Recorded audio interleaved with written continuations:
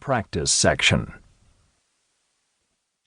Inaction is the riskiest response to the uncertainties of an economic crisis, but rash or scattershot action can be nearly as damaging. Rising anxiety, how much worse are things likely to get, how long is this going to last, and the growing pressure to do something often produces a variety of uncoordinated moves that target the wrong problem or overshoot the right one. A disorganized response can also generate a sense of panic in an organization, and that will distract people from seeing something crucially important: the hidden but significant opportunities nestled among the bad economic news. We offer here a rapid but measured approach, simultaneously defensive and offensive, to tackling the challenges posed by a downturn. Many companies are already engaged in some kind of exercise like this. Certainly every organization with an institutional pulse has held discussions focusing on what it should do about the current economic crisis. We hope this article will help you move from what may have been ad hoc conversations and initiatives to a carefully thought-out plan. The merits of a comprehensive and aggressive approach are borne out in research by the Boston Consulting Group, which indicates that companies whose early responses to a downturn are tentative, for example, modest belt-tightening, typically overreact later on, say cutting costs more than they ultimately need to. This results in an expensive recovery for the company when the economy rebounds. Our approach has two main objectives from which a series of action items devolves.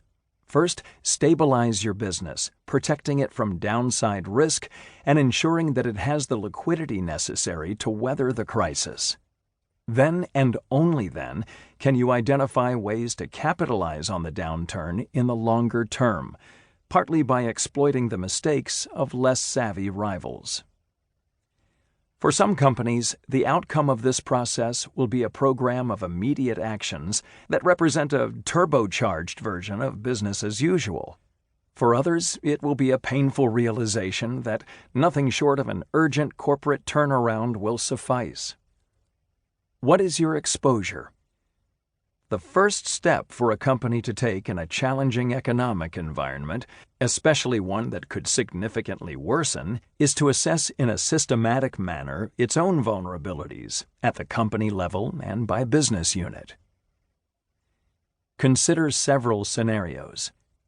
As an economic crisis evolves, sketch out at least 3 scenarios: a modest downturn, a more severe recession, and a full-blown depression, as defined by both duration and severity.